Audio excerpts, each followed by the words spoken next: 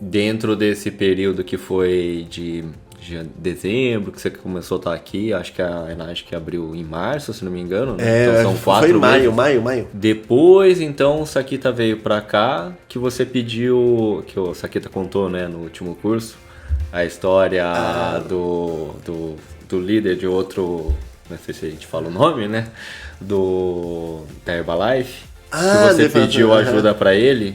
Esse daqui era eu comecei a trabalhar com uma senhora e ela me apresentou esse rapaz. Será 1A, 2A? Eu acho que era 1A. 1A, era bem 1A, no início mesmo. Bem no início. E aí, se eu não era eu tinha 2 máquinas. Mas era bem no início mesmo. E aí foi que né, vocês já sabem a história, muitos já sabem, mas a gente conta aqui. Que eu peguei e falei assim, dá uma força aqui pra mim, porque esse cara é um diamante nessa empresa. Então, ele entrando, eu tô feito. Eu até brinco, porque essa é a mentalidade que tem as pessoas. Que o outro vai fazer o seu trabalho, e não é... E aí, ele é uma pessoa já bem sucedida, né? Eu com o Uninho. Um Uninho velho. Aí ele pegou e meu irmão viu, acho que já percebeu que não ia querer trabalhar, né? E aí inventou aquela desculpa, mas ele viu que eu argumentei, tentei convencer e tal, né? E já naquela época não era quem viver, né? A gente tinha que conseguir fechar. Sim. E aí eu fiz esse ali, aí acho que foi que ele percebeu que, poxa, ele tá se esforçando, ele sabe, né? Então, aí foi naquele momento que ele acho que também ficou mais tranquilo, né? Falei assim, ele tá... E aí a gente fica com aquela mágoa, né? Que, não podia ter ajudado, ajudar todo mundo. E outra coisa que eu percebi, porque eu não tinha gente pra fazer. Então, meu irmão vinha, ele ficava... 1 mês, 2 meses, 3 meses, às vezes. Eu acho que a primeira vez que ele veio nesse período ficou 3 meses. E ele fazia demonstração todos os dias. Ele pegou 3, 4 pessoas e ele tinha demonstração todos os dias, ele fazia. Depois de 3 meses, eu acho que ele fez umas 60, 70 demonstrações e ele não fechou nenhuma máquina. Ele voltou para a Espanha sem nenhuma máquina vendida. E aí eu falei assim, poxa, eu não tenho demonstração? Olha o que aquele rapaz trabalha. Só que ficou na minha cabeça que eu tenho que fazer o mesmo número de demonstrações que ele faz, porque senão não vai dar resultado. Ele tem resultado porque ele faz. E aí eu ia atrás, né? Aí na época eu lembro que a minha média era 20, 22 demonstrações por um fechamento. Só que eu não contava que eram sementes plantadas. Porque depois as sementes começaram a dar frutos e aí a coisa começou a andar. E principalmente quando eu passei das 20 máquinas, acho que 3 meses depois, 4, eu cheguei nas 50. E das 50 para 100 foram 3 meses. Foi um pulo, né? Foi um pulo que foi assim, nossa, que rápido tá sendo. E eu acredito que ali quando eu tava com 80, eu acho que eu saí com 86 máquinas. Eu fiz 14, né? Eu fiz mais até, acho que fiz 18 naquele mês. Mas desde daquele período, eu não baixei das máquinas mensais. Mínimo. Era 10, 12, 14 máquinas todos os meses. E fruto do que foi semeado, né? E ainda fazia as demonstrações. Exato. Nessa época você fazia tudo, né? Apresentação, instalação... Fazia tudo, porque as pessoas que... Eu arranjava pessoas para trabalhar, só que eu não ensinava. Sim. Então, eu que tinha que fazer. Não existia toda a metodologia ainda. Né? E aí eu me lembro até hoje que eu saí 6A, tava contente, ganhei prêmio, aí, né? Foi um mês que teve muitas vendas, e aí eu falei assim, vou agora tirar... Eu tava também estressado, porque imagine que eram 60 máquinas aí em 3 meses. É muito trabalho. Muito trabalho. Fazer demonstração, instalar. E não é que é tudo em São Paulo.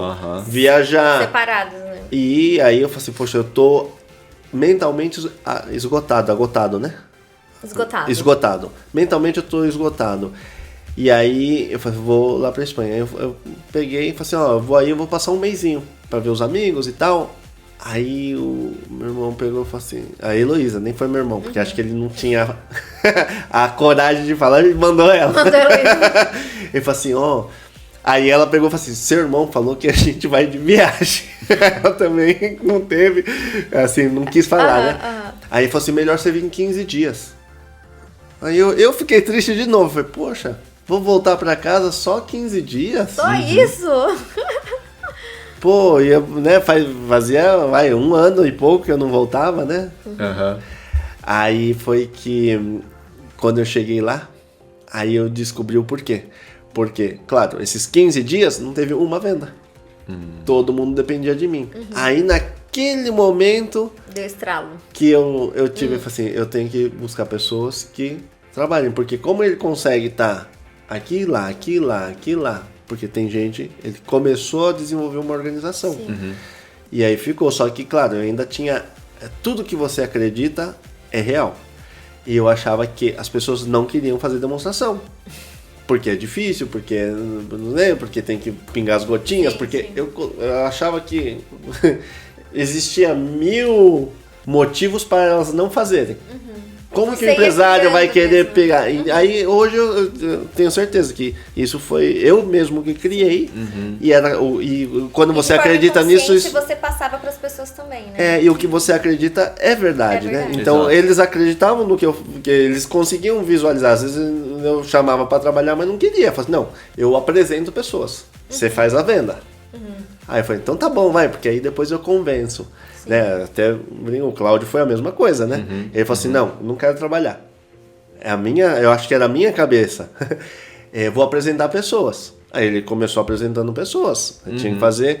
E acho que foi quando a gente eu não tinha tempo para ajudá-lo. Que eu até pedia algumas vezes para minha irmã fazer uma demonstração. E aí foi que eu falei, poxa, mas ela nem ganha e tá vindo aqui, eu acho que vamos ter que aprender a fazer, né? Eu lembro que ela foi em 2 que eu tava junto. Ela foi em 2 vezes, né? Uma aqui na Moca e a outra foi em São Bernardo.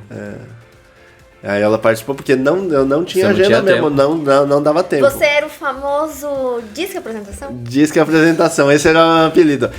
E ó, eu falo que o Saquito, ele é visionário e ele sabe tocar no ponto pra te deixar criar um negócio. É verdade, a gente já passou por isso com ele. Eu queria... Dá uma raiva, mas você vê que é verdade isso que ele tá falando. E ele fala, tem razão, eu queria esganá-lo. E ele fala assim, diz que demonstração, onde você vai hoje? Trim, trim. Bom, Daidiro, então... teve algumas, eu falo dificuldades, mas algumas pedras no caminho que você teve que ir retirando aos poucos ali, que é natural durante o processo, né? E uma delas, eu lembro, né, até que quando eu entrei, foi mais ou menos em 2018, né, 2017 eu conheci o Márcio, acho que eu também acabei de conhecer nessa época, da própria língua mesmo. Eu tinha um pouco de dificuldade até de te entender às vezes, né, porque a gente entende ali que você te confundia um pouco, né, o espanhol com o português, e além da língua, teve a questão de você ter pouco network aqui no Brasil, né? Então, às vezes a gente vê alguns distribuidores falando, né, a dificuldade às vezes que eles têm para montar a lista deles, mas você tendo quase zero network aqui no Brasil, diferente na Espanha que você já vivia e morava ali. Então tinha essas duas vertentes. A língua, né, por mais que era a sua língua nativa, mas havia um pouco de dificuldade, e a falta desse network também, certo?